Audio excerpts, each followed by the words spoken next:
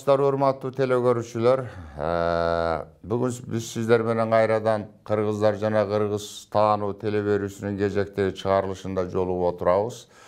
Бүгүн биздин Манас жана Чыңгыз Айтматов Улуттук Академиясынын кичи конференц залында Манас эпосун сактоо, жыйноо, изилдөө жана Манас мыйзамынын аткарылыш абалы деген темада тегерек стол өзүнүн ишин баштады.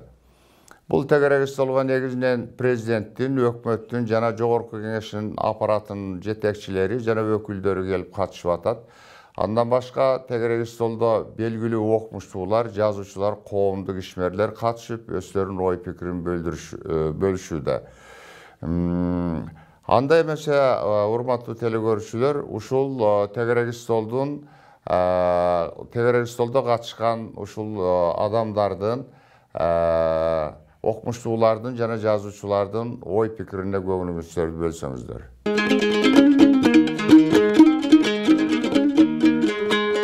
Бул Манас эпосу аябай кеңири экен да.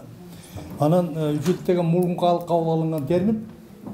Анан ичимдерге коюп аткандыгы жөнүндө азыр ошолорду айтыш керек. Биз ошону туура эмес экендигин айтып, Маданият министрлигине сунушту бергенбиз.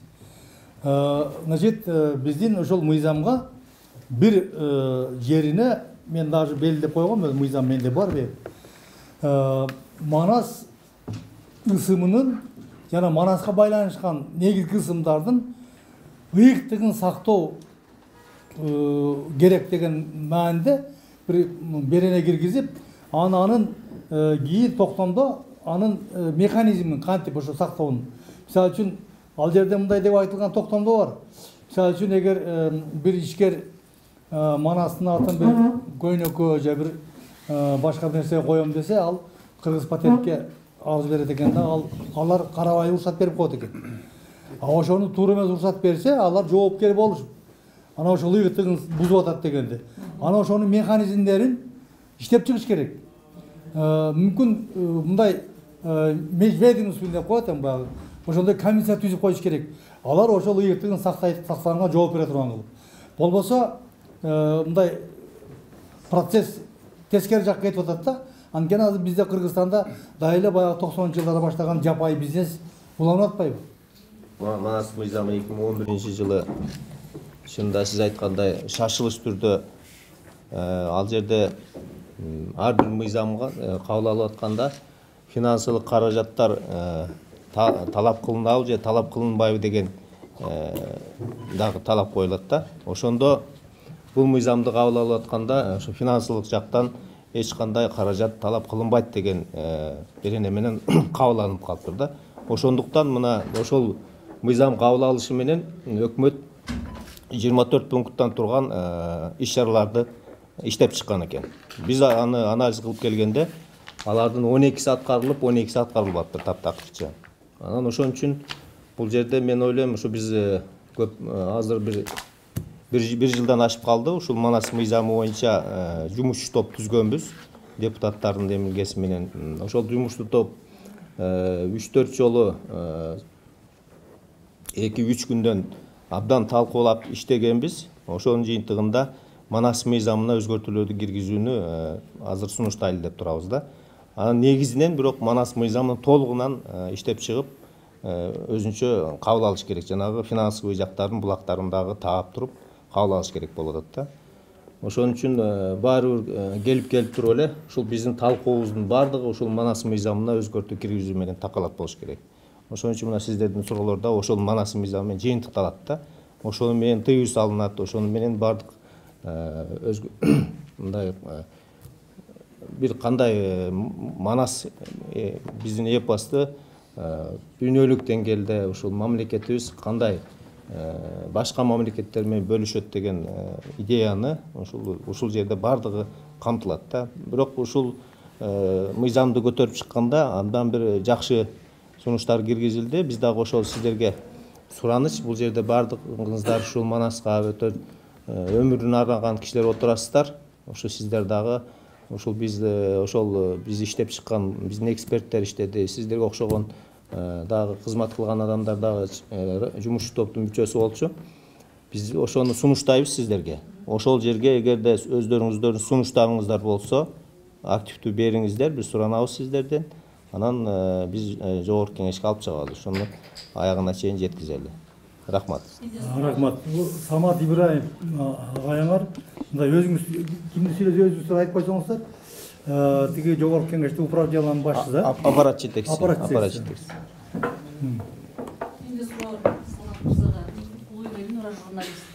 Кандай өзгөртүүлөрдү киргиздиңиздер Манас мыйзамына? Бүгүнкү күндө ушул мамлекетибизде өнүктүргөн кандай мындай чогуу карасак болот деген маселе коюлду. Бул жерде Манас эпосун эпос катары эле эмес, ушул Манас бир кандайдыр бир бизге мындай кыргыз элинин рухун, духун көтөрө турган инструмент катары карап, ошол жазылды да. Бул жерде мындайча айтканда бизге кыргыз элине бир кандайдыр бир жараткандан бизге мындай миссия катары кабыл алып, ошол нерседе жазып атканда жумушчу тобу дагы ушул өзүнүн ички болгон өзүнүн энергетикасы менен бир жакшы бир чыгарма жаратканга аракет кылышты. Ошол кезде ушул жерде сөзсүз түрдө финансовый булак менен биз каржылабасак, бул жерде такыр мамлекет менен чогуу бир толук ушул мамлекеттик кызматчылар, жалпы элибиз ушул нерсе менен мындайча айтканда жашабаса, эч кандай бир өзгөрүү болбостугун билинди. Ошон үчүн ушул мыйзамда ошол нерселерди бир камтыганга аракет кылынды да. Бизде бир суроо, эгерде өтө жашыруун болбосо, ошол мыйзамды иштеп аткандар кимдер? Жашарчылар бар. Анан текст менен кантип таанышсак болот? Биз билбей туруп кантип талкуулайбыз? Ал талкуулар коомдук талкууга чыккан жок да, Самат. Анан ал ким иштеп чыгып атат? Мен уккандан жайсаңчылар бар анын составындачы. Эң активдүүлөр. Мен да ошол сөйлөйм. Жок, аны мындай да мыйзамды сөзсүз түрдө талкууга коебуз. Ошондо өзүңүздөрдүн өзгөртүүңүздү киргизип, ал жерде палатада дагы биринчи комитеттен өтөт, комитетте обсуждение болот. Андан кийин палатага чыгат. Кимдер бар? Ага чейин коомдук талкууда болот. Коомдук талкууда болгондо сиздер Биз ушу коомбуз да. Көрбөсөк, укпасак. жок, коомдук талкууга чыгар элекпиз азыр. Академияга берилет. Беребиз. Ал жерде жайсаңчылар, анан кайып дүйнө, анан булуттун үстүндөгү учуп келгендер, тигилер баракет байларын барын бизден. Биз өткөндө жогорку кеңеш Светтик өлкөбүзбү ушул позициядан кадам шиттетишибиз керек. Бул киши эсине тийип калды. Анан баракет байларды коюлат. өткөндө жогорку кеңеште бул биздин жаш жигит берген суроо боюнча чоң талкуу болду. Анан ал жерде азыр мыйзам жөнүндө сөз болуп атат. Мыйзамга биз азыркы көтөрүп аткан проблемалардын баардыгын мындай топтоп киргизүүнүн анча деле мааниси жок. Анткени закон бул мындай негизги ойлорду камтый турган кыска документ. Негизги биздин азыркы айтылып аткан мүддөөнүн баардыгы, максаттардын баардыгы токтомдо отуруш керек. Токтом ал жерде мындай кенен расшифровка менен берилет. Бул мындай кылсын, бул тигиндей кылсын деп. Менимче эң негизги көз караштардын баардыгын, өзгөртүүлөрдүн баарын биз токтомго отурушубуз керек. Анан сиз айтып аткан жанагы ойлордун баардыгы токтомдо отуруш керек. Тилекке каршы Маданият министрлиги менин түшүнүгүм боюнча Манас эпосунун бул чоң эпикалык чыгарма катарында анын сакталышына, анын өнүгүшүнө көмөк көрсөтө турган, платформа түзө турган орган болуп саналат. Ал эми ал жанагы ичкиликке же болбосо бир объектилерге Манастын аты коюлуп аткан жери бул чыныгы өнөр жайга же болбосо башка бир тармактарга тиешелүү болуп калгандыгы үчүн кыргыз патентке чындыгында берилген. Бирок эмне үчүн жанагы сиз суроо бергенде жазалоо жолу кандай болгон дегенди тилекке каршы токтомдо көрсөтүлбөй калган. Токтом өзүнүн аркасында ошол ат коюунун тартибин киргизген экен. Ошол тартипте эгер административдик же болбосо уголовный жагынан жаза көрсөтүлүш керек деген пункту болгондо, анда биз азыр ошол чечимди мындай ушунча талкууга коюп ызы түшпөй эле ошонун негизинде эле берененин негизинде чече бермекпиз. Тилекке каршы ошол токтом менен бекиген тартипте жазанын варианты же түрү көрсөтүлбөй калган. Болгону ошол жерге өзгөртүү киргизсе болот. Бул биринчиден анан Манастын Семетей Сейтектин аты бериле ичкилик эмес, географиялык аттарга да коюлуп атат да. Маселен үчүн Манас аэропорту деген сыяктуу, бирок ал эми объект мындай улуттук деңгээлдеги эме, ошол сыяктуу чыр-чатактын баарын менимче келген кишилерге ошол тартиптин баарын таркатып, токтомдун эмесин таркатып, анан конкретный талкуу койсок жакшы болмок. Ошондой болуп атат. Анан менимче Самат Кулуевич жанагы токтомдогу сиз айтып аткан 12 пункттун аткарылбай калган себеби биздин өзүбүздүн мамлекет тараптан кызыктар болушубуз керек. Анан ал жерде көрсөтүлгөн иш-чаралардын көпчүлүгү мамлекеттик органдагы чиновниктердин каалабай койгонунан өтпөй калган жок. Ал именно финансылык подкреплениянын жоктугунан өтпөй калды. Эми ал программа 17-жылга чейин иштелип чыккан, 17-жыл бүттү. Эми былтыр министрлик биз академиянын өкүлдөрү менен дагы талкууга коюп туруп, ошол программанын экинчи 20-25 деген вариантын иштеп чыккан, бирок ушул тапта тилекке каршы каржы министрлиги тарабынан колдоого татыбай, анткени запрашиваемый сумма 66 миллион болчу. Ал жерде конкреттүү жанагы сиздер көтөрүп аткан проблеманын баары программада коюлган. Ушул программанын негизинде биз мындай иш-чараны өткөрсөк болот. Ожидаемый результаты такие деген жакшынакай программа иштелип чыккан, бирок тилекке каршы бардык министрлерден согласованиядан өттү, бирок Минфинден өтпөй калды. Анткени Кыргызстандагы экономикалык шарт не позволяет дегендей болуп калды да. Менин оюмча, эгер туура көрсөңүздөр, жанагы айтылып аткан ойдун баары токтомго кириш керек. И тартипке өзгөртүү кириш керек. А закон эми бул общий эле бул эмени берип коет да, мындай директивный эмелерде. Ал жерге мисалы үчүн акча бөлүнсүн же бөлүнсүн деп бөлүнбөсүн деп законго айтылбайт. А токтомдо уже конкретно көрсөтүлөт. Бияка мындай акча берилсин. Ошол токтомдо сиздер даярдап атасыздар да, туурабы? Токтом чыккан эч ана. Жок, кошумчаны өткөндө келишимге чогулбадык. Ошо жерде дагы мына Ташман агай айтты, биз Маданият министрлигине да бардык. Конкретно кайсы беренесине кандай сунуш киргизсе болот экендигин өзүбүздүн оюбузду айттык. Бизден кийин мен Facebook'тан окудум, дөөлөттөр дагы барып ошол талкууга катышты. Булар да өздөрүнүн өтүштү. Булар да өзүнүн оюн өз позициясын билдирбеди. Ошол эле токтом эмесин ошону эле күткүлө. Демегеден чыгып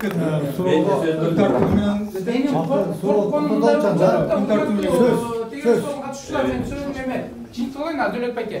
Менин корконумда болот да, мыйзам деген, мен юрист эмесмин, баягы артка иштебейт дейт да, туурабы? Биз бүгүн тыюу салып мыйзамга кабыл ала турган болсок, могу чыгып аткан арактарды эмне кылабыз деген нерсени айтып атам да. Мисалы, алардын юристи айтышы мүмкүн да, биз силердин мыйзамдарга чейин биз чыгарып атабыз, дальше чыгарып беребиз, билгениңерди кылгыла деш мүмкүн. Вот ошондой маселе болбош үчүн мыйзам артка иштебейт да, туурабы, урматтуу юристтер болсо. Ошол кандай болуп калат деген суроону берип атам мен. Жок, мыйзам артка иштебейт деп коет да. Мисалы, азыркы чыгарып аткандар айтышы мүмкүн да, биз мурунтан бери чыгарып келе атабыз, бул мыйзамдар бизден кийин чыкты деп коюшу мүмкүн да. Маселе ошондо. Жана Манас мыйзамы боюнча мына Элнур же башында көтөрүп сөз кылып, Атамекен фракциясына сүйлөшүп ош жерден кеп болуп, анан өткөн жумада Маданият министринде талкуу болгон, ага чейин бир күн мурда ушу жерде болуптур. Анан кийин тиякта болду. А жерге бияктын өкүлдөрү барган жок. Бирок ошол кеп болуп аткан, жана Саматова айтып аткан мыйзам боюнча былтыр көлдө жазылып баштаган, токтоп калган деп. Анан ошондо азыр Маданият министрлигине тапшырма берилген Атамекен фракциясына. Бирок ошолор менен бирге экөө элек болуп атат да. Бирге кылса жакшы болмок да. Азыр Саматова айтып аткан, жазып аткан нерсе ал башка нерсе. Бул ал башка мыйзам. Бул болсо тиги Маданият министрлиги тапшырма алып жазып аткан мыйзам башка мыйзам. Экөөнү бириктирип чогуу караш керек. Экөө бир эле. Бир эмес. Мен билгенден бул бир эмес да. Ана мен айтайын дегеним, Манасты мыйзамда окуу катары жасалычы. Анткени бул эпос эле эмес да, урматтуу катышчылар.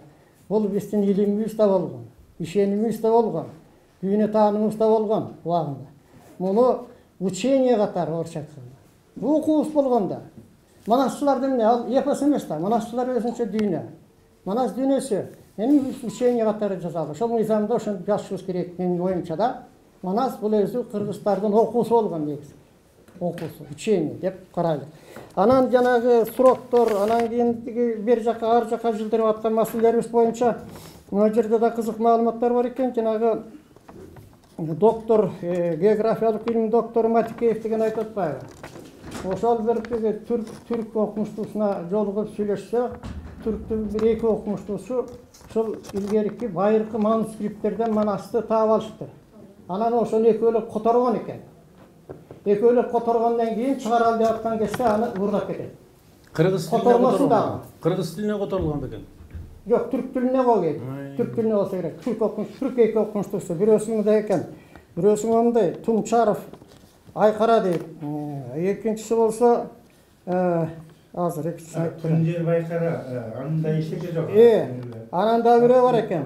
Абдулкадыр иманды дегендер ошол которуптур. Ким? Турсаң эми азыр мен айтып берейин, анан айтасың. Анан ошолор которгон экен. Бул которгон деп атпай, которуштур да, бирок уурдатып жиберишиптир. Ал кезде жана саясат ушундай болгон экен да. Мына мисалы түрк туугандарыбыз азыр гегемондук кылдысы Түркиянга ошондой болуп атпайбы? Мүмкүн эми кыргыз абалары суалып өттү, булардын пик өттү, эми биздики келип атпайбы? Биз деле баягы тарыхты өзүбүздү көрсөтөлү деген ойдобуз. Шагылып ошол жоголуп кеткен. Демек бул эмне дегенди айтып атат? Бул деги все-таки бизде бул Манас деген түшүнүктөрдө байыртадан жаралган түшүнүктөр. Биринчи бул жерде бүгүн күн тартибинде эки маселе болуп атат. Биз экөөнү аралаштырып кетип, биринчи экинчисине да өтүп кеттик. Манас эпосунун доору деп. Экинчиси мыйзам боюнча. Манас эпосунун доору боюнча жана Тынчтыкбек Чора теген айтып кетти. Акаевдин шайлоо мезгилине керек болуп калып, ошого туш келип, анын 1000 жылдыгын өткөрүлгендигин мына биз тарыхчыларда көп болгонбуз. Себеби Манас эпосунун 1000 жылдыгын өткөрүш үчүн академияга негиз бергиле дегенде академия негиз берген, көп пикирлер эске алынган эмес. Кийин ошол эле Ош шаарынын 3000 жылдыгын өткөрүп атканда Манас эпосунун 1000 жылдыгы кандай белгиленип калганын ошол мезгилдеги академиянын вице-президенти академик Плоских айтып алган. Айтып алганы мындай болгон. Биз Ош шаарынын 3000 жылдыгына да каршы чыкканбыз. Бул дагы далилдениш керек деп. Ошондо тарыхчыларга айткан, тарыхчылар эми унчукпай эле койгулачы. Мына түндүккө Манастын 1000 жылдыгын өткөрүүгө уруксат берип коюм, түштүктөн эле таарынып атат. Аларга Оштун 3000 жылдыгын өткөрүп бергенге уруксат берип коелучу деп. Мына ошондой мамиле жасашкан. Манасты түндүк түштүк деп бөлүү эч качан мүмкүн эмес, Ош шаарында. Академиянын вице-президенти академик Плоскихтин ошол мезгилде айткан пикири. Мына ошондой жыйынтык чыгардылар. Андан кийин Манастын мына эпопеясы, бул доору жөнүндө оюңарды айткыла деп атпайсыздарбы? Бул боюнча биз Мурас фондусу мына кытайлык окумуштуулар менен, тарыхчылар менен өтө тыгыз иштешип, бул маселени Кытайдын ошол эски Кытай тилин билген, архивтерде иштеп аткан Кытай тарыхчыларына дагы бул маселени койдук. Ошол жердеги тарыхчылар ар бир доор боюнча иштеп аткан тарыхчыларга Манастын доору боюнча да көңүл бургулачы дедик. Азыр Манас жөнүндө биз архивтерден сүрөттөрдү таптык деп бизге ар кандай нерселерди алып келип атат. Ошолор туурабы, туура эмеспи? Силер ошону бир дагы тереңирээк изилдеп, далилдеп бергиле. Чынбы же чын эмеспи деп ошону дагы айтат. Азыр буюрса Манас эпосунун дооруна байланыштуу архивдик бир маалыматтарды терең изилдеп аткан кытайлык биздин тарыхчы кесиптештер ушуга өзгөчө көңүл буруп атат.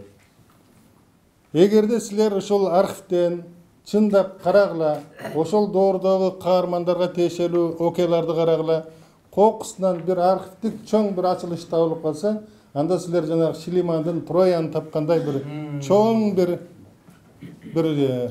дүйнөлүк тарыхка жаңылык киргизесиңер деп. 35 жаштагы Сунхао деген бир тарыхчы жигит азыр Манас менен ооруп калды.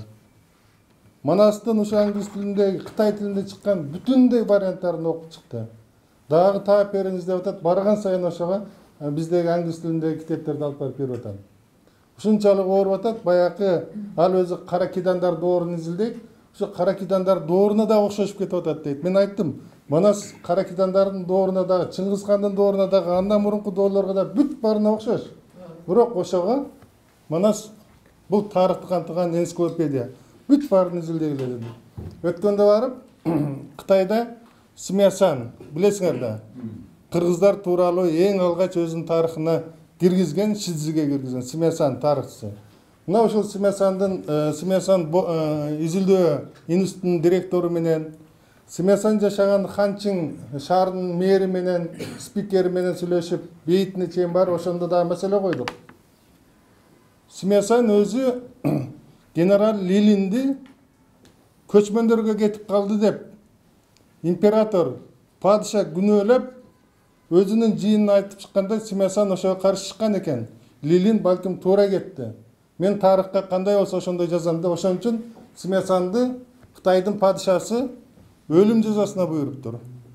Лилинди коргогон үчүн. Лилин, генерал Лилин бул Манас эпосунун бир кичинекей бир бөлүгүн, ошону бир мындай бир божомолду жараткан өзгөчө тарыхый феномен. Кыргыздарга келип, ал Алмамбеттин жанакы образын бизге кадимдей жараткан элести калтырат. Кытайлардан келип, кыргыздарга келип, кыргыздарга ошол көчмөндөргө кызмат кылып туруп калган. Ошолорго дагы айттым. Ошол Семясанды Лилин үчүн өлүм жазасына буйруп, бирок мен мына тарыхымды аягына чейин бүтөйүн. Уруксат бериле дегенде өлүм жазасын бир гана жазалоо менен алмаштыруу мүмкүн болгон экен ошол мезгилде. Бычуу, кастрация. Семясан мени бычкылан да, мен өзүмдүн тарыхымды бүтөйүн деп ошол макул болуптур. Ошол жерде түрмөдө отуруп алып, жанакы Шидзи деген эмгегин ошондо бүтүргөн. Андан кийин менин урук туугандарыма коркунуч келбесин деп туруп, өзүнүн баягы урпактарына айтып туруп, менин фамилиямды алып жүрбөгүлө деген үчүн Семясандын айылына барсам, фон Тон деген эки фамилияда жашаган эл бар экен, 77-чи мууну. Бирөөсү Фон, бирөөсү Тон. Кытайдын кайсы жеринде? Кытайдын Ханчин шаарынын. Сиан шаарынан бир 250-300 километр ар жакта. Мына ошол баягы доорун айтып атканда, ошон үчүн мен тиги Семясан тарых изилдөө борборунун жетекчисине дагы айттым. Ошо боюнча изилдеп аткан эки факультеттин декандары менен жолугуп аларга дагы айттым. Бул Семясандын баягы өмүр баянынын өзү чыгармасы бизге келечекте тарых деле эмес, Манасыбызды изилдеткенге дагы чоң бир пайдасы тиет. Ушундай терең биргелешип изилдегиличи десем, алар макул болушту. Келечекте бул багытта дагы Манастын доорун изилдөөгө мүмкүнчүлүк ачылды. Кыргызстанда ошо Семясан борборун ачууга мындай келиштик. Семясандын эмгектерин Лилин боюнча, кыргыздар боюнча, көчмөндөр боюнча эмгектерин бүт баягы алар бизге даярдап берет. Биз аны буюрса каражат тапсак, кыргызчасын которуп туруп бул жактан чыгарабыз. Демек, бул доор боюнча биз ошол кытайлык окумуштуулар менен жакындан иштешип атабыз. Балким ушул жерден дагы бир Кытай бул Манас эпосунун доору дагы бир аныкталып калышы мүмкүн тарыхый жактан. Бул эми келечектин иши. Буга мына кытайлык кесиптештерибизге дагы рахмат. Булар бизге мамлекет тарабынан бир тыйын бөлүнбөсө дагы президент көңүл бургандыгы үчүн азыркыга чейин бекер иштеп атат. Алар тапкан жаңылыкты котортуп, китепти чыгартууга биз каражат таба албай атабыз. Азыр ошону издеп атабыз. Ошон үчүн мына Манастын доору боюнча буюрса күзүндө конгресс боло турган болсо, ошол кытайлык ошол окумуштууларды чакырсак, өздөрүнүн жакшы бир ой пикирлерин айтып берет. Андан кийин мыйзам боюнча мыйзамга катуу эле жазыш керек. Мыйзамды ким кабыл алды? Депутаттар кимдер азыр? Депутаттар Манаска түшүнбөгөн, Манасты баалабаган, кыргыздын баалуулуктарын баалабаган акчалуу олигархтар. Алар акчалуу олигархтар Манаска тиешелүү жанакындай кандай ичиндик болобу, ыплас иштер болобу, жок биздин акчабызды, бизнесибизди коргоп бериле десе, бардыгын коргоого даяр болгон депутаттар ошондой мыйзамды кабыл алып беришкен. Азыр дагы ошондой болуп калышы мүмкүн. Ошон үчүн бул жерде жана жакшы ой пикирлер айтылып атат. Мен көп токтолбойм. Ушул жагынан келгенде Манасты тазалыгын коргоп калганга, ошондой баягы Манасты түшүнбөгөн депутаттардын түшүнбөгөн мыйзамды кабыл алганга келгенде биз дагы мындай колдон келген ой пикирибизди айтабыз. Рахмат. Бияз, жанагы китеп жөнүндө айтып калдың, жөнүндө 2 жолу айттың. Биздин академия каражаттын бүт барын беребиз деп айта албайм. Белгилүү көлөмүн биз берели. Биздин академиядан берели. Анда сен баштаган ошо мурас, анан биздин академия биргелештирип чыгарабыз. Өтө жакшы болот. Бул бир. Экинчиси биз талап кылабыз. Эгерде Манас боюнча мыйзамга өзгөртүүлөрдү киргизебиз десе, анда Манас боюнча адистер жогорку кеңеште негизги үн болуш керек. Сен айткан жанагы чала сабак өкмөткө жазганда бир беттен 10 чакты ката кетиргендердин бүт баардыгы ошо жогорку кеңештен чыгып атат, төрага баш болуп. Ошондуктан бул адистер барып туруп ал жерде негизги ойду айтыш керек. Булардан туура.